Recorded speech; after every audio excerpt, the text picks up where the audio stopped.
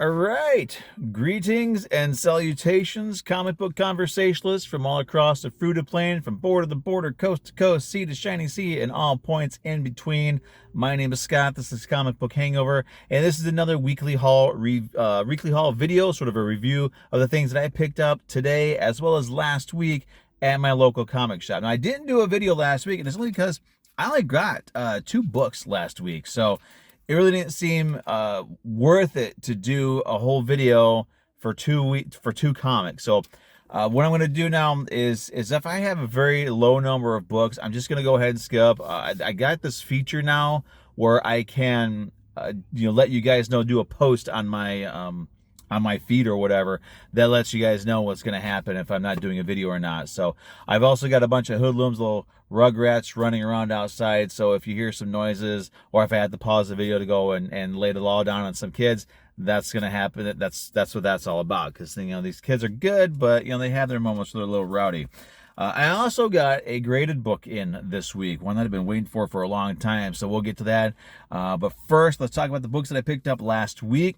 I grabbed Night of the Living Dead Revenants #1. Had a lot of variant covers. Now I can talk about this one actually. It's decent. The story is that it takes place before the events of the movie. At least it takes place for all the characters except for Johnny and Barbara. They're part of the story picks up at the beginning of the movie, but like Ben and was it Tom and was it Sally, all the other characters, you see what kind of led up to them being in that farmhouse. But it's good. The art's pretty decent. It's just jumping back and forth between all these different storylines. You don't able to stick with a group of characters for very long before it switches to another group of characters. So that's a little jarring, but it's only the first issue. Second issue's coming out soon, so we're gonna see how it sort of pans out with the second issue. Speaking of second issues, Creepshow #2. I finally did add this to my pull list. I'm getting all these covers because it's more like classic. I want to say classic Creepshow, but there's really never been a classic Creepshow comic. But it has that sort of classic comic vibe with the the EC-esque cover. So I grabbed that. Those are the ones I picked up last week. Now, before I get into the ones I got this week, let's talk about my graded book here. I waited over a year for this damn book to come back, and it finally came back.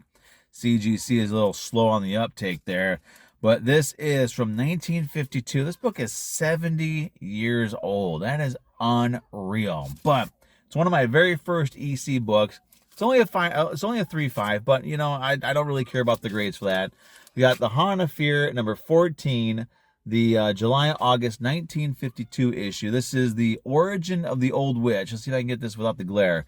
But it's Origin of the Old Witch issue.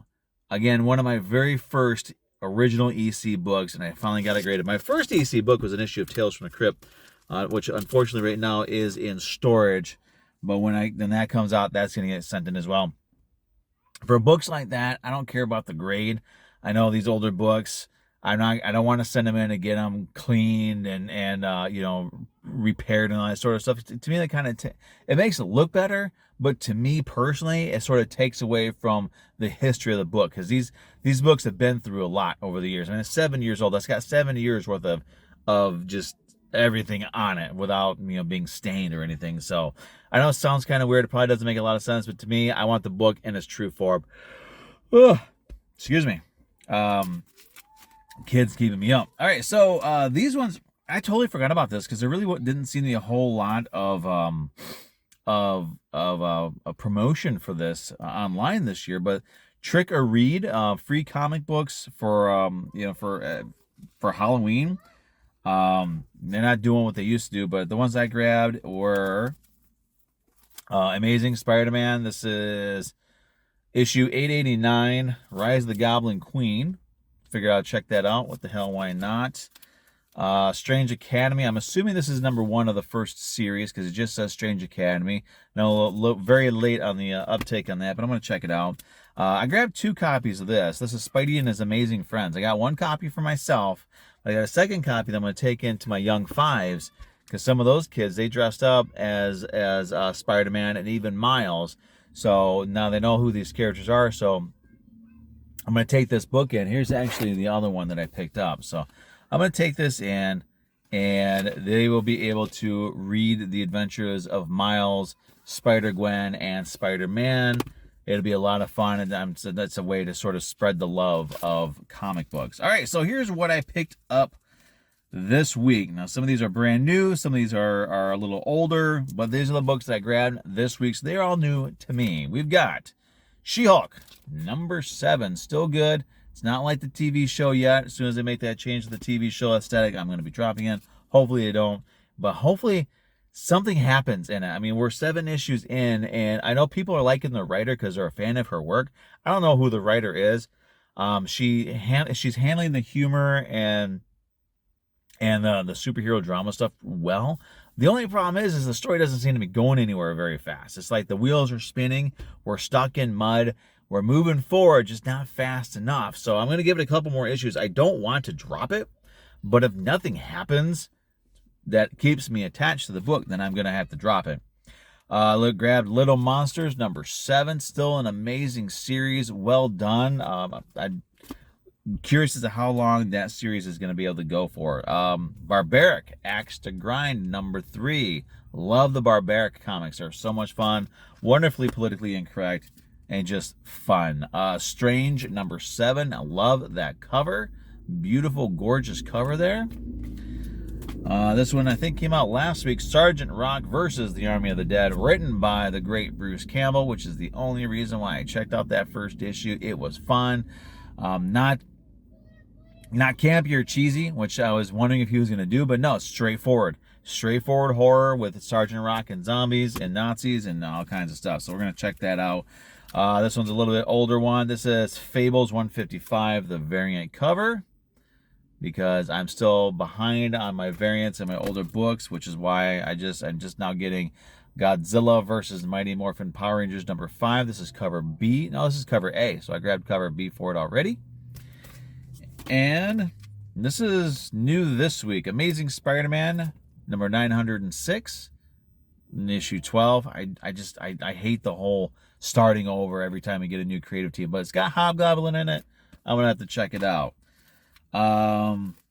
Monkey Prince. I absolutely love Monkey Prince. I know there's gonna be part of a big DC event that's coming up, I think next year.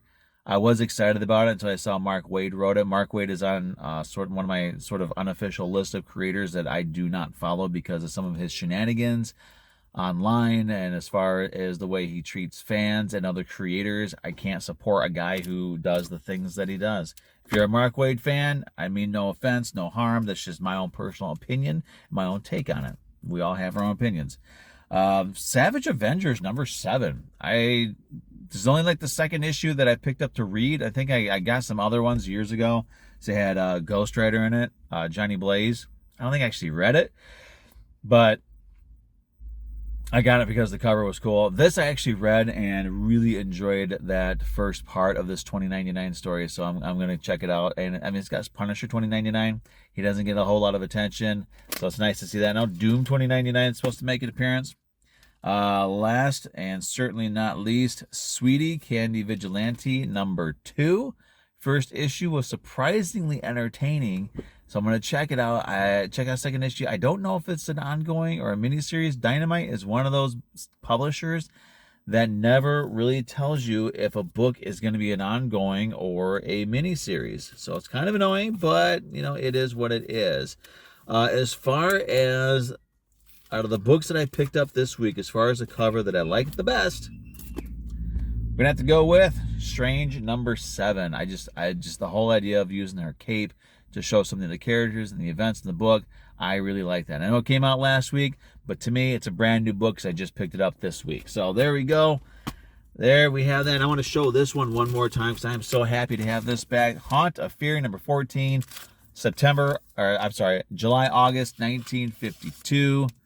3.5, wonderfully encapsulated. So now my original EC book is now protected. I got this actually graded just for the protection. There's the back of it for you if you're interested in such things.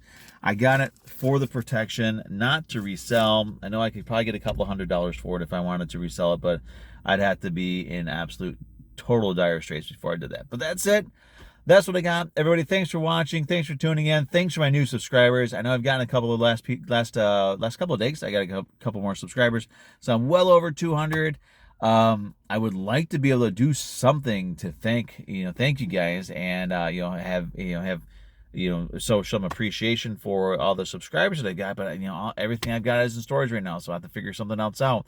But that said, I do appreciate it. I do appreciate your continued support, and please, as always, I know I haven't said it in a while, but like, comment, subscribe, share the video, post it on wherever you want to post it on. Even if you put it on Twitter, even if you want to put it on Twitter and say, look at this jerk and all these stupid comics that he reads. So how can he read comic books? That's fine. Go ahead and do that. I don't care. Put it on Pornhub. I don't care. Put me on Pornhub if you want. But that said, everybody have a great week. I hope everybody else had a great new comic book day.